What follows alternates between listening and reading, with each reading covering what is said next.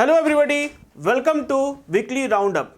मेरा नाम है प्रवीण चौबे और आ गए हैं आज एक नए वीडियो सीरीज के साथ। इस वीडियो में हम लास्ट 1 वीक के सारे इंपॉर्टेंट करंट अफेयर न्यूज़ को कवर करेंगे जो आपके एग्जाम पॉइंट ऑफ व्यू से इंपॉर्टेंट है। तो जैसा कि आपको पता है, ये जो वीडियो सीरीज वीकली हम लोग चला रहे हैं, इसमें क्या होता है कि लास्ट 1 वीक का इंपॉर्टेंट टॉपिक्स को हम लोग कवर करते हैं। तो आज भी इस वीडियो में हम लोग लास्ट 1 वीक का जो इंपॉर्टेंट करंट अफेयर न्यूज़ है आपके एग्जाम पॉइंट ऑफ व्यू से, उसको हम लोग कवर करेंगे।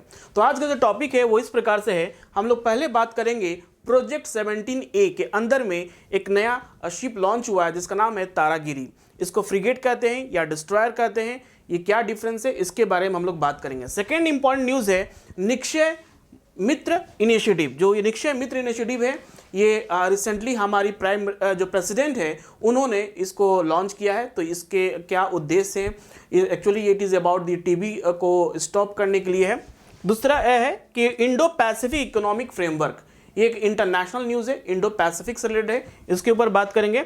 और लास्ट में हम लोग बात करेंगे रिसेंटली अनएम्प्लॉयमेंट रेट का एक डाटा रिलीज हुआ है जिसमें बताया गया कि हमारे कंट्री में जो अनएम्प्लॉयमेंट रेट है वो इंक्रीज कर रहा है। तो अनएम्प्लॉयमेंट रेट होता क्या है वो भी इंपॉर्टेंट है इसमें जानने का। तो स्टार्ट करते हैं आज का क्लास। सबसे पहले बात करते हैं प्रोजेक्ट 17A। ठीक है, प्रोजेक्ट 17A के बारे में बात करते हैं। तो तारागिरी नेम है, तारागिरी। ठीक है, तारागिरी आपको बता दें एक माउंटेन का नाम है। ठीक है, माउंटेन का नाम है, उसके ऊपर ये नाम रखा गया, the third stealth frigate of project 17A। अब एग्जाम पॉइंट ऑफ व्यू से आपके लिए क्या इंपॉर्टेंट है कि प्रोजेक्ट 17A जानना बहुत जरूरी है कि प्रोजेक्ट 17A होता क्या है। ठीक है, was launch by Mazagon dock ship builder limited. एक तो ये भी जानना है कि किस जगह पे लॉन्च हुआ, इन मुंबई। ठीक है, तो इसमें देखिए जो पॉइंट है यहाँ पर स्टील्थ फ्रिगेट। अब स्टील्थ फ्रिगेट होता क्या है? स्टील्थ फ्रिगेट का मतलब हो गया, स्टील्थ मतलब हो गया कि जैसे कि आपको पता है कि रिसेंटली आईएनएस विक्रांत अभी लॉन्च हुआ था। सो आईएनएस विक्रांत जो है आपका क्या है? आईएनएस विक्रांत जो है आपका एयरक्राफ्ट कैरियर है। ओके, दिस एयरक्राफ्ट कैरियर है। और ये जो फ्रिगेट होते हैं, स्टील्थ फ्रिगेट होते हैं, इनके अंदर एक ऐसा डिवाइस होता है जो कि इसे दूसरे जो एनिमी शिप्स होते हैं जिनका रडार होता है उससे बचाता है। ठीक है, आईएनएस एयरक्राफ्ट को जो ये विक्रांत है उसको पूरी तरह से उसको एक बाउंड्री प्रोवाइड कराता है, उसको एक प्रोटेक्शन प्रोवाइड कराता है। तो ये जितने भी फ्रिगेट लॉन्च होते हैं स्टील फ्रिगेट, इनका काम यही रहता है कि आप देखोगे आईएनएस विक्रांत का जब इमेज देखोगे तो उसके अगल बगल में छोटे छोटे शिप्स नजर आएंगे। आईएनएस विक्रांत बीच में रहेगा, इसके आसपास छोटे छोटे शिप्स होंगे। ये सारे क्या होते हैं? फ्रिगेट, स्टील फ्रिगेट शिप्स होते हैं। इनका मेन काम होता है कि पूरे तरह से आईएनएस विक्रांत एयरक्राफ्ट कैरियर को प्रोटेक्ट कराना, और कोस्टल जो गार्ड होते हैं उनके भी सिक्योरिटी पर्पस के लिए होता है। Now the stealth vessel is expected to be commissioned into the Indian Navy in August 2025। अब यहाँ पर वर्ड है commissioned, इसका मतलब है कि आईएनएस अभी जो ये तारागिरी अभी जो लॉन्च हुआ है 17A प्रोजेक्ट के अंदर में, ये अभी नेवी को पूरी तरह से यूज के लिए दिया नहीं गया है। ठीक है, ये कब यूज में आएगा? अगस्त 2025 में कमीशन होगा, अगस्त 2025 में। तो ये सारे छोटे छोटे पॉइंट्स को आपको ध्यान में रखना है। ठीक है, अब इस तारागिरी के बारे में हम लोग पढ़ लेते हैं कि तारागिरी मतलब है क्या। So the keel of Taragiri was laid on September 10, 2020। सितंबर 10 में डिसाइड किया गया था कि this is what they were going to create Taragiri, and this ship is expected to delivered by the August 2025। अगस्त 2025 तक ये डिलीवर्ड करेगा। It is designed by the Indian Navy's in house design organisation called bureau of naval division. ठीक है, किसने design किया है? Bureau of naval division ने इसको डिजाइन किया। इसके क्या क्या फीचर्स हैं? द इंडिजिनसली मतलब ये इंडिया में खुद का बनाई है, खुद का टेक्नोलॉजी है। जो भी मटेरियल्स स्टील हो, चाहे जितने भी मटेरियल इसमें यूज हुए सारे इंडियन ओरिजिन के हैं, वो बाहर से लिए नहीं गए हैं। Taragiri will have state of the art weapons. इसमें क्या क्या रहेंगे? State of the art weapons, sensors रहेंगे, okay, advance action information system, integrated platform management system, world class modular living spaces, बहुत world class modular living spaces भी रहेंगे जिसमें कि कोस्ट गार्ड भी उसमें अच्छा से एक वर्क कर सकेंगे, sophisticated power distribution system and host of the other advance features. ये सारे क्या होंगे? इसके इंपॉर्टेंट फीचर्स हैं। It will be fitted with a supersonic surface to surface air missile। okay, surface to surface air missile जैसे त्रिशूल हो गया। ठीक है, ये surface to air missile system and the ships air defence capabilities design to counter the threat of enemy aircraft and anti-ship cruise missiles will revolve around the vertical launch and long range surface to air missile system। तो इसका पूरे जो frigate है, ये जो Taragiri launch हुआ, इसका एक ही मकसद है कि जो हमारे कंट्री के जो पैसिफिक, इंडो पैसिफिक और जो इंडिया कोस्ट गार्ड है, जितना कोस्टल एरिया, उसके सारे को सिक्योरिटी प्रोवाइड कराएगा। इसमें सारे जो वर्ल्ड क्लास के जो सोफिस्टिकेट जो सेंसर होते हैं, जो मशीन्स हैं, जो वेपन्स हैं, ये सारे इसके साथ फिट किए गए हैं। ठीक है, तो हमारा ये डिफेंस सेक्टर में बहुत बड़ा योगदान है। अब बात करते हैं प्रोजेक्ट 17A जो है कि वो इंडियन नेवी का ये क्या है। सो प्रोजेक्ट 17A जो है ये कब लॉन्च हुआ था? 2019 में लॉन्च हुआ था। ठीक है, ये कभी कभी एग्जाम में आपसे पूछ देता है कि लॉन्चिंग डेट कब हुआ था। 17A frigate are under various stages of construction. ठीक है, दूसरी बात करते हैं project M two constructed series of stealth guided मतलब कि जो एक ऐसा फ्रिगेट बनाना है जिसका एनिमी के जो रडार है उससे बचाना है। ऐसे जो सीरीज ऑफ बनने जा रहे हैं इसमें missile frigate which are currently being constructed by 2 companies. अब ये कौन 2 कंपनीज जो कंस्ट्रक्ट कर रहे हैं इस तरह के स्टील फ्रिगेट इंडिया में, वो आपको इंपॉर्टेंट समझना। एक तो है कि मैजेगांव डॉक शिप बिल्डर लिमिटेड, जो अभी हम लोगों ने देखा कि तारागिरी को लॉन्च किया है, और दूसरा जहां बन रहा है कौन है? Garden reach ship builder and engineers. ये कहां पर है? कोलकाता में है। ठीक है, लोकेशन भी इंपॉर्टेंट है यहां पर, और ये कहां पर है? मुंबई में। तो एग्जाम में आपसे पूछ सकते हैं 2 कंपनी के जो लोकेशन है कौन कौन से हैं। एक garden reach ship builder engineering in Kolkata. ठीक है, तो ये प्रोजेक्ट 17A है। अब इस प्रोजेक्ट 17A में तारागिरी पहला ऐसा फ्रिगेट लॉन्च नहीं हुआ, इससे पहले भी लॉन्च हो चुके हैं।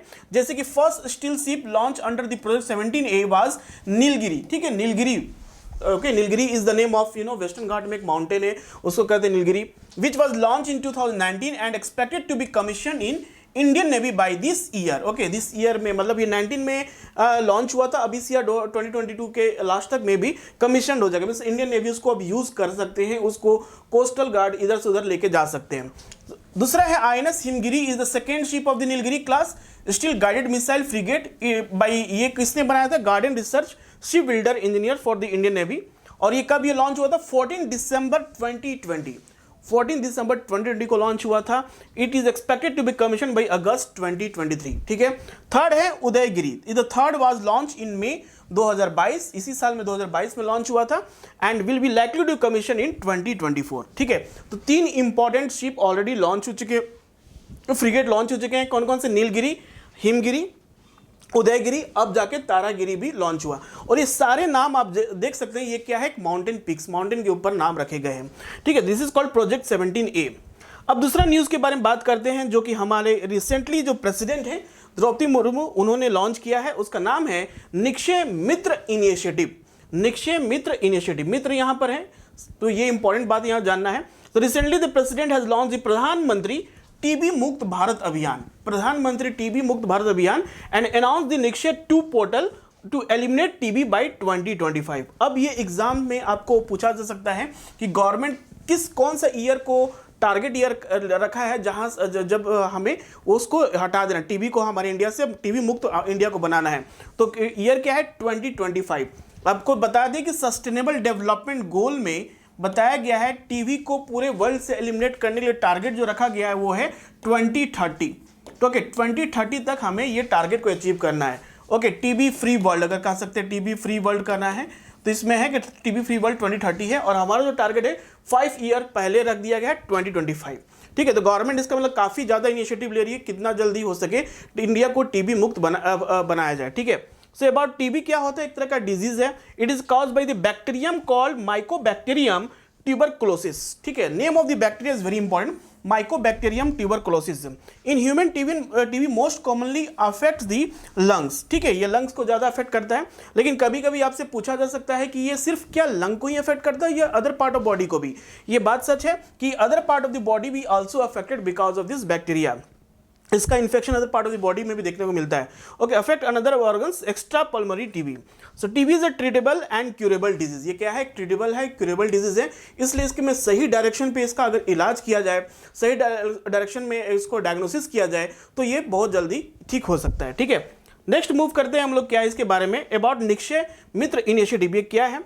The initiative ensure 3-pronged support includes nutritional support करना है, इसमें एडिशनल डायग्नोस्टिक भी करना है, दूसरा है वोकेशनल सपोर्ट भी इसमें करना है, ठीक है। तो 3 इंपॉर्टेंट जो पार्ट है इसमें, nutritional means good quality of foods provide करना है, एडिशनल डायग्नोस्टिक मींस जो कि पता कर सके कि एक्स्ट्रा इन्फेक्शन क्या है उसमें, और vocational support is also provide here. The program was brought to fulfill the critical community element into India fight towards the प्रधान मंत्री टीबी मुक्त भारत अभियान aimed at eliminating TB by 2025। ठीक है, थर्ड पॉइंट है यहाँ पर निक्षय 2 पोर्टल एक लॉन्च किया गया है। इट प्रोवाइड किया additional patient support to TB patient, जो टीबी पेशेंट उनको एडिशनल सपोर्ट किया जाए। कैसे किया जाएगा? इनमें एडवांटेज जो कॉर्पोरेट सोशल रिस्पॉन्सिबिलिटी अपॉर्चुनिटी, जैसे कि बड़े बड़े कंपनीज होते हैं जो भारत नवरत्न कंपनीज हैं, वो अपना 2% जो उनका जो प्रॉफिट होता है उसको वो प्रोवाइड कराते हैं किसी सोशल वेलफेयर के लिए। तो वो एक आ जाएगा to improve the treatment outcomes, enhance community participation will be a more effective that helps to help the TB patients to cure the disease and fulfill India's commitment to TB eradication। ये सारे जो steps हैं India को achieve करेंगे target जो है हमारा 2025 तक, जो हम अचीव करना चाहते हैं TB Mukt Bharat. Okay, next है यहाँ पर जो है हम लोग बात करेंगे इंटरनेशनल न्यूज़ है called Indo Pacific economic framework. Okay, recently आप देख सकते हैं हमारे देश के प्राइम मिनिस्टर हैं नरेंद्र मोदी और यूएस के भी है।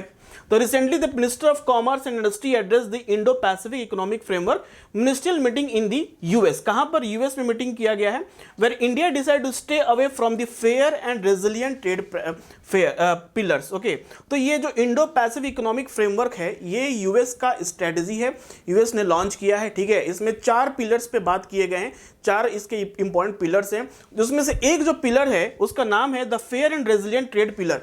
इसमें इंडिया ने कहा है कि India will be stay away from this. Okay, तो India agree to the 3 out of the 4 pillars, जिसमें है सप्लाई चेन्स में इंडिया एग्री कर चुका है, टैक्स एंड एंटी करप्शन में इंडिया का सपोर्ट है, क्लीन एनर्जी में इंडिया का सपोर्ट है। जो 4th वाला है the fair and resilient trade pillars, उससे इंडिया स्टे अवे होने की बात कही है। तो भी जानेंगे पूरी बात क्या है। तो इंडो पैसिफिक इकोनॉमिक फ्रेमवर्क के बारे में पहले पढ़ लेते हैं, ये होता क्या है। सो ये यूएस लेड स्ट्रेटजी है, जैसा मैंने बताया। इकोनॉमिक ग्रुपिंग मीन्स जो सारे जो ग्रुप होते हैं उस कंट्री का एक ही मकसद होता है कि how to make a country more engaged in economic development. Okay, of a dozen countries representing 40% of the global GDP proposes to advance this resilience, economic growth, competitiveness and fairness in member countries in Indo-Pacific regions. Indo Pacific region में ये सारे country का grouping होगा। तो ये देखते हैं Indo Pacific region, ये सारे कंट्री जो आसपास के हैं, this all country will be part of India हो गया, म्यांमार हो गया, ठीक है, Thailand, Vietnam, Malaysia, Indonesia, okay, Australia, Philippines, this are called Indo Pacific location. Okay, very important for exam point of view. दूसरा पॉइंट यहाँ पर क्या है कि जो जानना है कि IEPEF is not a free trade agreement. याद रहे, it is not a free trade agreement but allow member to negotiate the part they want to. इसमें जो 4 पिलर्स दिए गए उसमें से आपका जो भी एग्री करना है, आप तो 4 में से 2 पे एग्री हैं, 2 पे नहीं है, तो ये आपका मतलब फ्रीडम है। ये दिया negotiation will be along 4 main pillars. तो 4 मेन पिलर्स कौन कौन से हैं एग्जाम पॉइंट ऑफ व्यू से जानने, 4 मेन पिलर्स कौन है? सप्लाई चेन रेजिलियंस है, क्लीन एनर्जी, डीकार्बोनेशन इंफ्रास्ट्रक्चर है, ठीक है, डीकार्बोनेशन मींस कार्बोनेशन, किस तरह फॉसिल फ्यूल कम करना है, टैक्सेशन एंड एंटी करप्शन, जो करप्शन काफी ज्यादा देखा जाता है, टैक्सेशन फेयर टैक्सेस होना चाहिए, उसके ऊपर बात किया जा रहा है। Fair and resilient trade, this is the fair and resilient trade. ये 4 पिलर है जिसमें इंडिया ने 3 पिलर पे साइन किया है। Okay, however some analysts view that as move to counter China's growing influence in the regions। Indo Pacific region में जैसे China का बेल्ट एंड रोड इनिशिएटिव, और रिसेंटली हमने देखा कि चाइना ताइवान इशूज जो भी है, इसमें देखने को मिलता है कि 9 डैश लाइन भी चाइना क्लेम करता है साउथ चाइना सी में। तो चाइना जो जिस तरह का डोमिनेंस करना चाहता है इंडो पैसिफिक रीजन में, उसको काउंटर करने के लिए ये यूएस का एक स्ट्रेटजी है जिसको इकोनॉमिक ग्रुपिंग के नाम से रखा गया है। ठीक है, अनदर है, अभी बात करते, रिसेंटली एक रिपोर्ट पब्लिश हुआ है जिसका नाम है अनएम्प्लॉयमेंट इन इंडिया। ठीक है, अनएम्प्लॉयमेंट इन इंडिया में क्या हम लोग पढ़ेंगे, सबसे पहले देखेंगे कि centre for monitoring the Indian economy, centre for the monitoring of Indian economy एक रिसेंटली एक डाटा रिलीज किया है जिसमें बताया गया है कि India's unemployment rate in August 2022 rose to 8.3%, 8.3% बढ़ा है। तो अनएम्प्लॉयमेंट रेट होता क्या है? Unemployment rate is essentially the percentage of working age people more than 15 years age who are demanding work but not able to get a job। तो who are called unemployment? Unemployment means those are willing to do a job but उनको job मिल नहीं रहा। ठीक है, जैसे कि you are preparing for UPSC exam और preparing for any government exam, already आपने ग्रेजुएट हो चुके हैं, आप बीटेक कर चुके हैं, लेकिन आप 2 साल 3 साल से प्रिपरेशन कर रहे हैं, आप जॉब नहीं कर रहे हैं। इसका मतलब ये नहीं कि आप मतलब कैपेबल नहीं, आप कैपेबल हैं, आप जॉब इसलिए नहीं करें क्योंकि आपका अलग कुछ टारगेट है। Means those who are skilled and they can able to do a job but they are not able to get a job in market, उनको हम लोग अनएम्प्लॉयमेंट कहते हैं। ठीक है, अनएम्प्लॉयमेंट रेट को जो निकालने का फॉर्मूला होता है, उसका क्या फॉर्मूला है, टोटल अनएम्प्लॉयड, पूरे कंट्री में जितने टोटल एम्प्लॉयड हैं, और टोटल लेबर फोर्स, जो लेबर फोर्स मतलब पार्टिसिपेशन, कितनी लेबर फोर्स इंडिया में है, उसको लेकर बेस में उसको डिनोमिनेटर में रखते हैं, और जो टोटल अनएम्प्लॉयड उनको न्यूमरेटर में रखते हैं। इसके बाद जो कैलकुलेट करते हैं तो हमारा अनएम्प्लॉयमेंट रेट निकलता है। तो वही बता रहा अभी का जो डाटा है उसमें ये बताया गया है। अब इसमें जान लेते हैं जो कि कंपनी जो इंस्टीट्यूशन लॉन्च की उसका क्या है। Centre for monitoring Indian economy, ये क्या है, किस टाइप का इंस्टीट्यूशन है। It is a leading business information company, एक बिजनेस इंफॉर्मेशन कंपनी है। इट वॉज स्टैब्लिश 1976 में स्टैब्लिश किया गया था, primarily as a independent think tank. It is a think tank. So it has built India's largest database on the financial performance of individual companies, जो individual company के financial performance क्या उसके ऊपर है। It conduct the largest survey to estimate household income, pattern of spending and savings. These are all the important work done by this CMI. Now the highest unemployment rate, अगर data में बात करें तो इसमें क्या बताया गया, this is the highest unemployment rate in the past 12 month. ठीक है, in August 2021 the unemployment rate was 8.35%. Okay, unemployment rate in rural and urban areas दोनों में कंपेरिजन करते हैं। So in August urban unemployment was 9.6% and rural was 7.7%। ठीक है, दूसरा बात करते हैं, in 2 months February and June has the rural unemployment rate been higher than the urban employment rate. जून और फरवरी जून 2 महीना था जिसमें रूरल अर्बन अनएम्प्लॉयमेंट रेट जो था वो हायर था as compare to urban unemployment rate. So state wise बात करते हैं, Haryana, Jammu and Kashmir, Rajasthan have the highest level of unemployment rate, each without 30% of unemployment rate से ज़्यादा भी है। तो ये जो स्टेट हरियाणा, जम्मू एंड कश्मीर, राजस्थान, ये देख सकते हैं कि स्टेट में काफ़ी ज़्यादा मतलब राजस्थान तो है कि एग्रीकल्चर उतना अच्छा इंप्रूव नहीं है। Okay, Jammu and Kashmir recently UT बना है तो वहाँ पर भी अभी बिजनेस उतना स्टार्ट नहीं हुए, और हरियाणा में भी ज़्यादा माइग्रेशन होते हैं। छत्तीसगढ़ एक ऐसा स्टेट है जहाँ पर unemployment rate is just 0.4%, means वहाँ पर डेवलपमेंट काफ़ी ज़्यादा हो रहा। तो ये रीज़न क्या है अनएम्प्लॉयमेंट रेट का ज़्यादा होने का, इसके पीछे रीज़न बताया गया है, ये फॉर्मूला बेस्ड पे जो हम निकालते हैं। ठीक है, since the unemployment rate is essentially a ratio between the total unemployed and total labour force, ये इस तरह से अनएम्प्लॉयमेंट रेट निकालते हैं। It can go up whenever the number of unemployed increases, जब भी नंबर ऑफ अनएम्प्लॉयड इंक्रीज करते हैं, then the increase in the total labour force से ज़्यादा अगर इंक्रीज करते हैं तो ऑटोमेटिक ये इंक्रीज करता है unemployment rate. While the labour force increase 4 million, अभी लेबर फोर्स 4 मिलियन इंक्रीज कर रहा है। Economy institute of creating new jobs actually share the 2.6 million existing job. आपको पता है 2019-2020 में लॉकडाउन पैंडेमिक का सिचुएशन था, उसमें काफ़ी सारे जॉब लॉस हुए थे, तो इसकी वजह से जो है लेबर फोर्स का जो है that is decreases. Okay, in August, while the total number of unemployment went by 6.6 million, the labor force only went by 4 million, hence the spike in the unemployment rate. तो कहीं ना कहीं देखने को मिलता है, फॉर्मूला में है कि जैसे कि अनएम्प्लॉयमेंट हमारे कंट्री में बढ़ रहे, लेबर फोर्स भी डिक्रीज कर रहे हैं, तो उसमें हमारा जो पता चल रहा है कि अनएम्प्लॉयमेंट रेट इंक्रीज कर रहा है। ठीक है, सो इसी के साथ हमारा ये वेब सीरीज कंप्लीट होता है। हम लोग मिलेंगे नेक्स्ट वीडियो में। Okay, thank you, good bye.